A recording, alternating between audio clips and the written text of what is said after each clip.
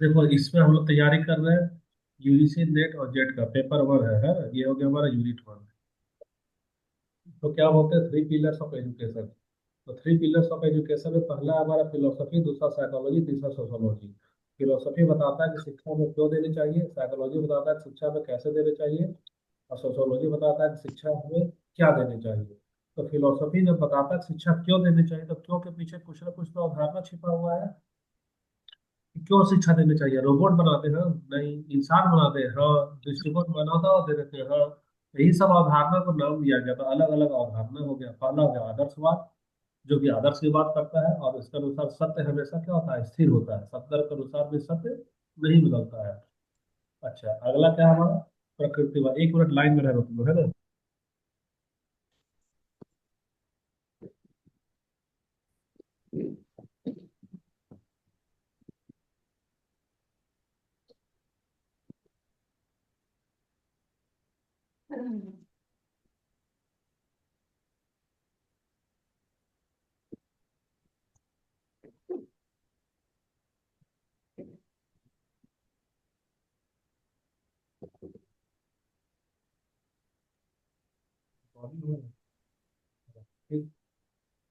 प्रकृतिवाद बताता है कि शिक्षा में प्रकृति का अनुसरण करते हुए चलना चाहिए। जैसे पेड़ अपने फल को पकने से भी नहीं रोकेगा और टपकने से भी नहीं रोकेगा, जिसकी जो मर्जी वो करता है। तो वैसे ही बच्चों को आगे चलते रहने देना चाहिए, अपना इच्छा नहीं थोपना चाहिए। प्रयोजनवाद, प्रयोजनवाद के अनुसार क्या है कि जो व्यवहार में हो वही शिक्षा दो।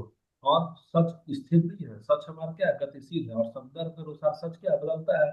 जैसा आदर्शवाद बोलता है कि हत्या करना पाप है, लेकिन प्रयोजनवाद कहता है कि अगर दुश्मन हमला कर दिया है और हमारा देश की रक्षा के लिए जरूरत पड़ने पर एक सैनिक दुश्मन के देश के सैनिक को अगर हत्या कर दे, तो वो हमारे लिए पुण्य है। तो संदर्भ के अनुसार हत्या तो बदल गया। जैसे हत्या करना पाप है, लेकिन बात अगर भोजन का है, पेट भरने का है, तो मछली को मार के खा जाओ, तो वो तो हमारा क्या हो गया, प्रयोजनवाद में हो गया। सच हमारा बदल रहा है।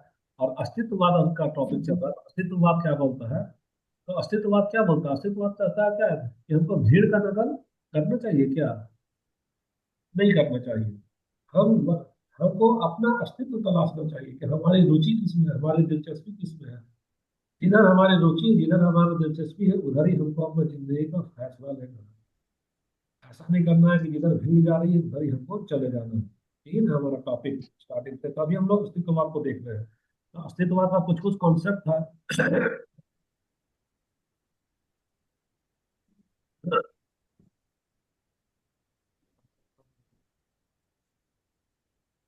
देखो, तो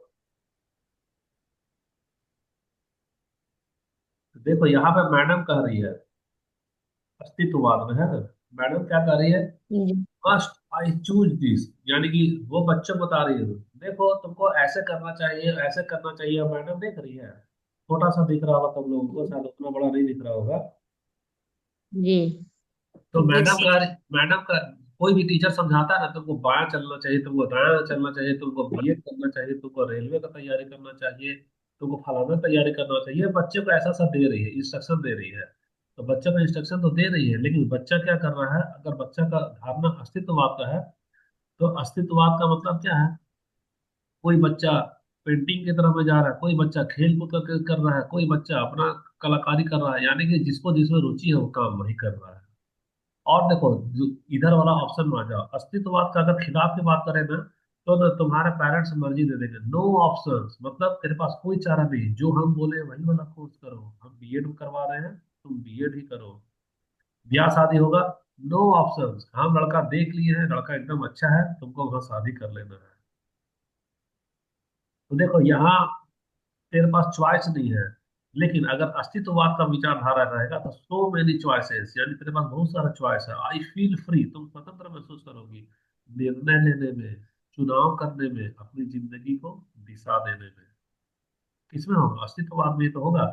जैसे देखो ये लड़का क्या कर रहा है, ये लड़का पेंटिंग बना रहा है, ये लड़की कुछ और कर रही है, ये लड़की कुछ और कर रही है। तो अस्तित्ववाद कहता है क्या, आई चूज साइंस, यानी ये लड़के बोले हमको बीएड वेड नहीं करना, हम क्या करेंगे, साइंस करेंगे। आई चूज कुकिंग, यानी हम क्या करेंगे, कुकिंग वाला भी कैरियर बनाएंगे। आर्ट इज फॉर मी, ये लड़का बोल रहा है कि हम तो कलाकारी करेंगे, हम डेयरी का दुकान खोलेंगे, बेकरी वगैरह का दुकान खोलेंगे। तो we are what to decide be our choice our future, यानी बोलता है अस्तित्ववाद कि हम जो है, जो मेरी क्षमता है उसको हम अपनी क्षमता अपनी रुचि के अनुसार अपनी डिसीजन लेंगे, हम फैसला लेंगे। आवर चॉइस यानी कि चॉइस हमारा रहेगा और भविष्य भी हमारा रहेगा, रास्ता हमारा रहेगा और हम्म, परिणाम भी हमारा ही रहेगा। अगर गलत निकला तो हम खुद सहेंगे, और अगर अच्छा निकला तो हम खुद सहेंगे। ये तो जी अस्तित्ववाद की बात हो गई। अगला जी वाला कॉन्सेप्ट हम लोग देखते हैं। तो अगला वाला कॉन्सेप्ट देखो यहाँ, देखो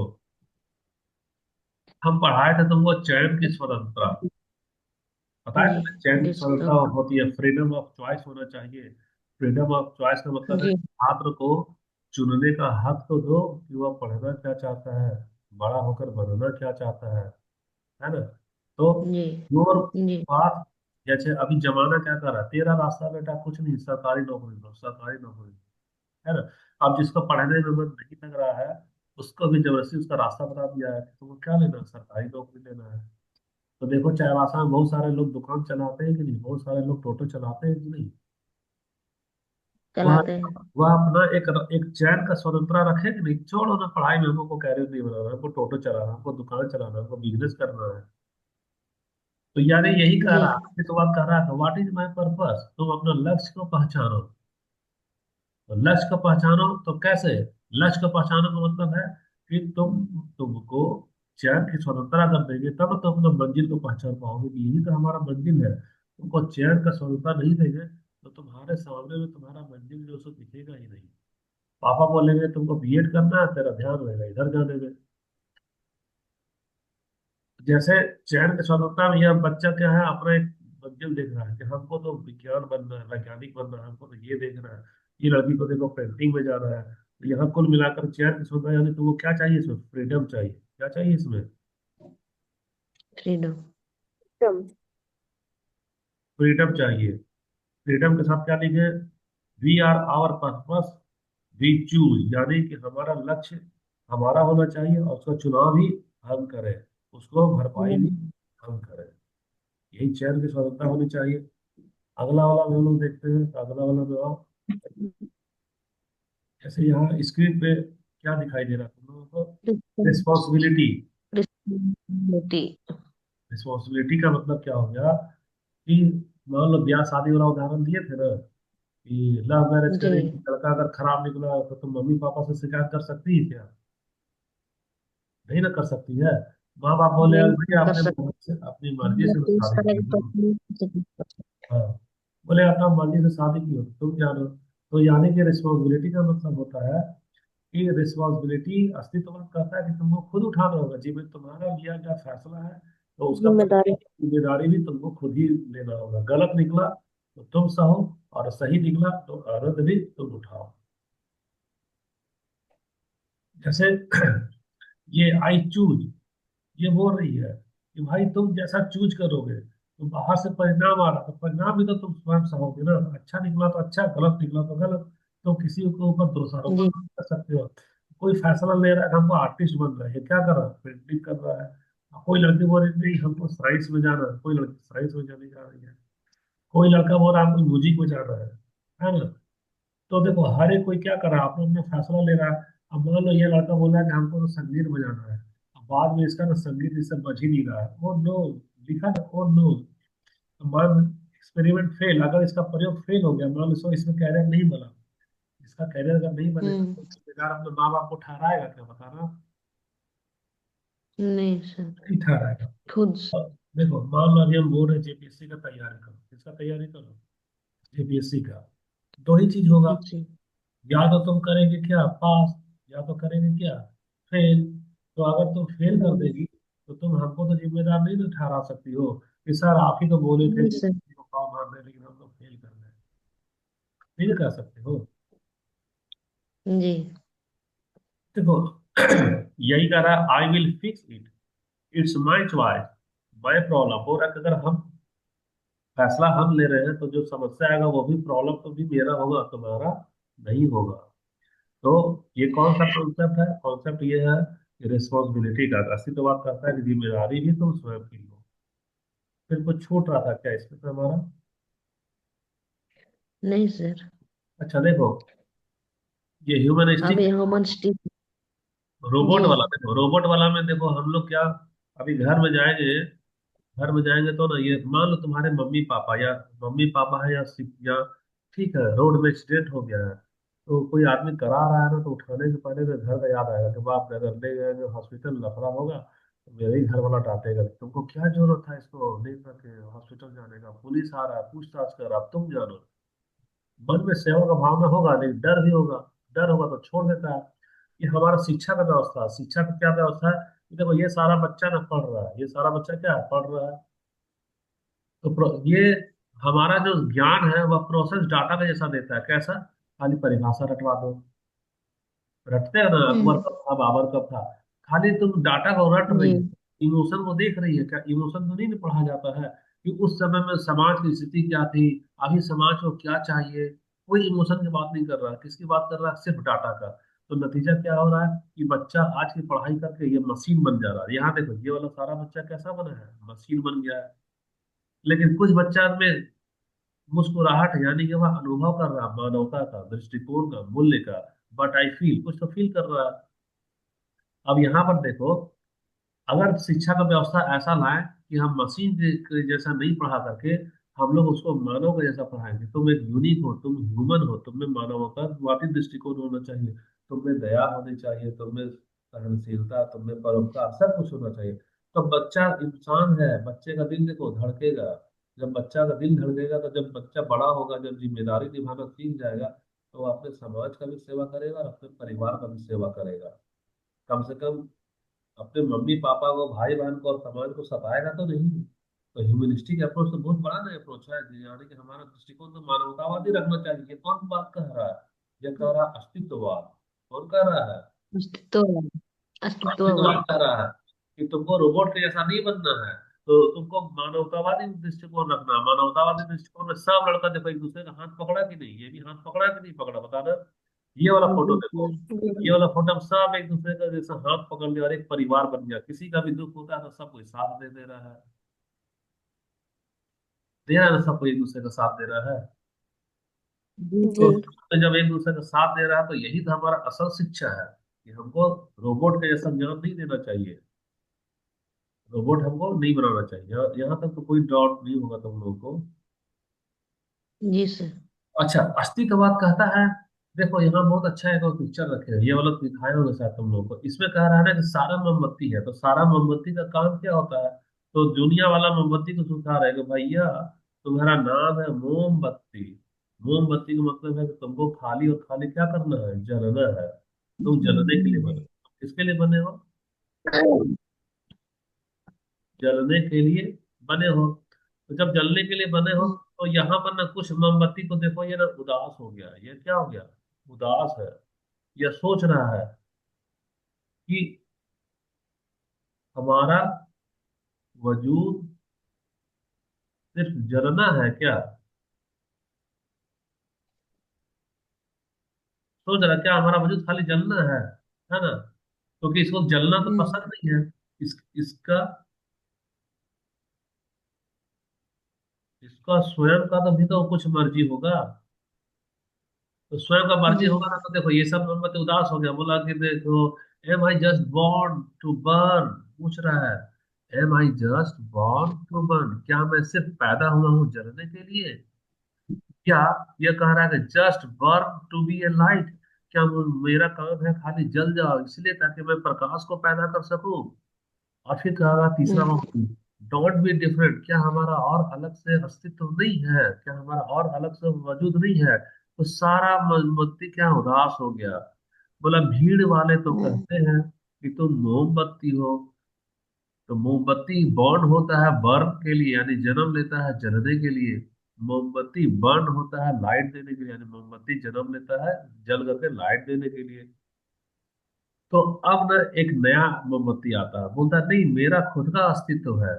तो हमको आजादी चाहिए, देखो यहाँ लिखा है ना, फ्रीडम। मोमबत्ती बोला हमको फ्रीडम चाहिए, हम स्वयं की खोज करेंगे कि हमारा जिधर रुचि है उधर चाहिए। अब मोमबत्ती क्या किया, ये वाला पैकेट से ना बाहर निकला। अब बाहर निकला और अपने आप को खुद से क्या किया, सजा लिया।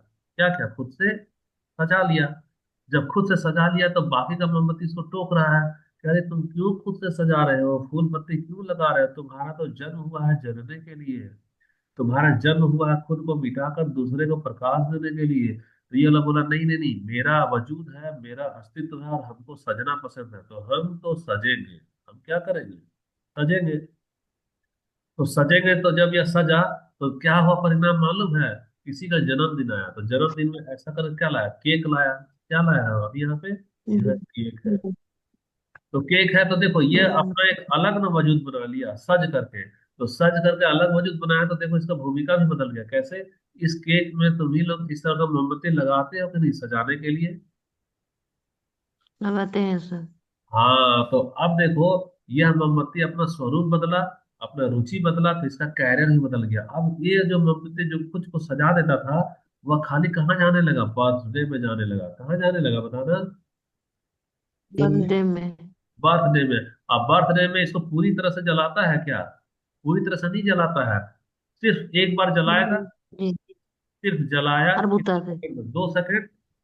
और उसके बाद में इसको क्या जी। करता है, फिर से इसको बुझा देता है, याद है?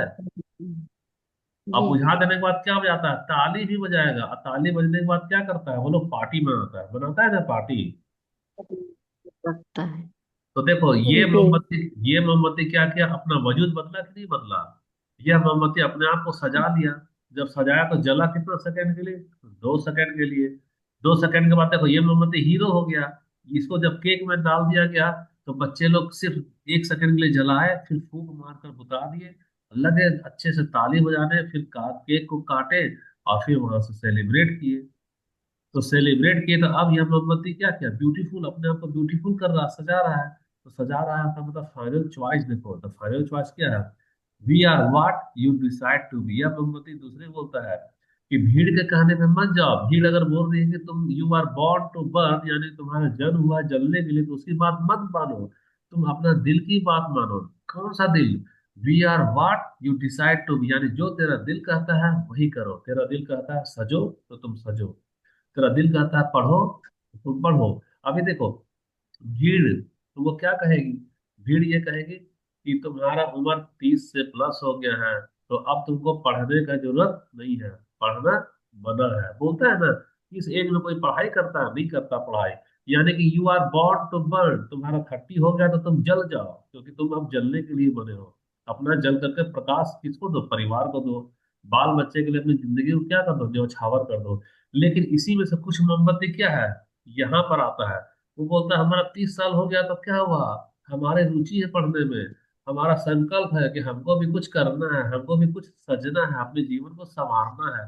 तो वो लोग क्या करता है देखो, 30 प्लस वाले भी पढ़ाई कर रहे हैं कि नहीं कर रहे हैं बताना? कर रहे हैं सर। कर रहे हैं ना। देखो हमारा तो तुम लोग से ही ज्यादा है ना, हमारा तो 35-36 साल हो गया है। ठीक है, हमारा तो 88 डेट ऑफ बर्थ है। तो 88 डेट ऑफ बर्थ है, तो हमारा जब 88 डेट ऑफ बर्थ है, तो 88 डेट ऑफ बर्थ के लिए भीड़ क्या कह रही है? You are born just to burn. तुम्हारा जन्म अब क्यों हुआ है? अब तुम जलो और अपने परिवार का पालन पोषण करो, क्योंकि तुम्हारा तो डेट ऑफ बर्थ 88 है। तुम बहुत ज्यादा हो गए हो एज के। लेकिन अगर तुम्हारा अस्तित्ववादी सोच है तो तुम क्या बोलोगे? नहीं नहीं नहीं, हम भी स्वयं को क्या करेंगे? सजाएंगे। तो सजाएंगे तो खाली हम एक इकलौता उदाहरण नहीं है, बहुत सारे लोग उदाहरण है कि इस एज में भी देखो वो लोग जी। फॉर्म भरता है कि नहीं भरता है बताना जरा। है सर। जी। ठीक है भर रहा है, या तो देखो वो पास होगा या तो क्या होगा, फेल होगा। तो अगर पास करेंगे तो हम जिम्मेदारी का एहसास करेंगे कि हम पास किए, यानी फैसला सही था, आनंद भी उठाएंगे। और अगर हम फेल करेंगे तो हम दूसरे के ऊपर दोषारोपण भी तो नहीं करेंगे, बोले ठीक है ये मेरा फैसला था, अगर गड़बड़ हो गया तो हम इसको सहेंगे। तो पास करना या फेल करना वो मायने नहीं है, मायने ये है कि तुमको अपने वजूद को तराशना है कि क्या तुमको जल करके मर जाना है, या अपने आप को सजाना है, संवारना और अपनी जिंदगी को दिशा देना है। और सबसे बड़ी बात है कि भीड़ कहेगी कि इस एज में नहीं पढ़ना, तो भीड़ की बात हम मानेंगे क्या बताओ? नहीं। नहीं। नहीं मानेंगे।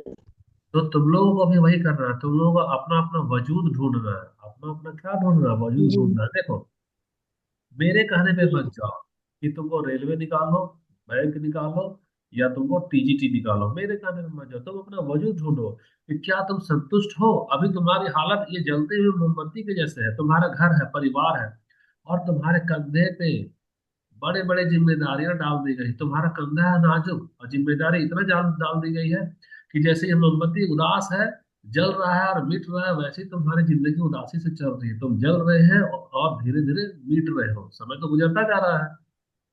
तो जी सर। जी। तुमको अपनी जिंदगी ऐसी उदासी से और ऐसे जल जल करके मिटाने वाली नहीं गुजारनी। कैसे गुजारनी है? यहाँ से यह मोमबत्ती अपना रास्ता तय कर रहा है, अपने आप को सजा रहा है, यानी कि तुम भी वही मोमबत्ती हो। तुम अपना रास्ता को अलग करो। अलग करो का मतलब क्या है? अगर पढ़ने में मन है तो पढ़ना शुरू करो। मत सोचो तुम्हारा एज हो गया। कुंवर सिंह 80 साल में तलवार उठाए थे, भैया मायने नहीं ना रखा था। अभी देखो ईरान वाला अगर न्यूज देखोगे तो ईरान वाला जो नेता है वो 82 साल में मारा गया। भले अमेरिका उसको मार दिया, लेकिन पूरे विदेश से लेकर देश में ना उसके प्रति शोक का लहर उठा। आयतुल्लाह खुमैनी, उम्र उसके ऊपर हावी नहीं हुआ, उसका जज्बात अमर हो गया। उसका जज्बात क्या हो गया? अमर हो गया। अमर।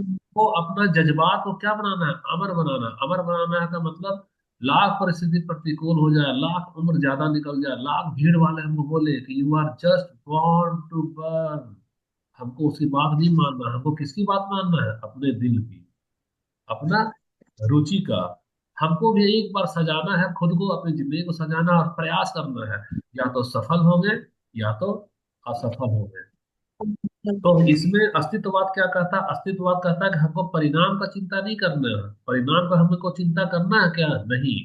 हमको किसका चिंता नहीं। करना है? हमको चिंता करना है प्रयास का। प्रयास करो, तुम सजो सवरो, जी। अपनी जिंदगी को नया दिशा दो। परिणाम क्या होगा? या तो चलेंगे या तो मिटेंगे, लेकिन प्रयास तो करेंगे। जी। जी सर। तो आने का तो मन और भी है हमारा, लेकिन अभी 6 बजे से वो दूसरी कुर्सी लोग आ गई हो ऑफ एंड तो तुम लोग को जी करना सर। करना वही है कि डेली का जैसे होमवर्क कराते हैं वो वाला करना है। और रुक जाओ अभी, हमारा चारों चीज पढ़ा पढ़ा चुके हैं, पांचों चीज। किसका पढ़ा चुके हैं पता है? अस्तित्ववाद, प्रयोजनवाद, प्रकृतिवाद, आदर्शवाद, ये सब कुछ पढ़ा चुके हैं ना, कुछ तो छूटा नहीं है। तो अगला वाला एक चीज, अब नया टॉपिक हम लोग चालू करेंगे। इसमें एक नया चीज तुम्हारा आता है एग्जाम में, अगर तुम लोग दी होगी पहले, तो भारत का भी एक दर्शन है, उसका नाम है योग। जानते हो कि नहीं जानते हो? नहीं सर। नहीं जानते हो तो नहीं जानते, तो हम यहाँ पर लिखते रहे। नेक्स्ट टॉपिक है ना, जी। नेक्स्ट टॉपिक में भारतीय दर्शन पढ़ाएंगे। भारतीय दर्शन। भारतीय दर्शन में जो अवधारणा है वो है हमारा योग। क्या है योग? ये अवधारणा है किसका? ये अवधारणा भारत। ही three pillars of pillars education of था। एजुकेशन में है ना। जी।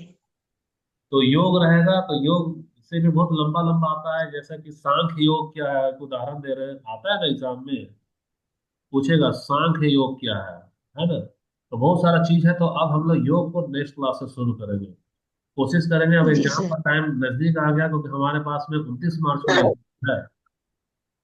29 मार्च को जी। एग्जाम है, तो अभी हमारे लिए क्लास स्टार्ट हो जाएगा। कोशिश कर रहे हैं कितने बजे करने का?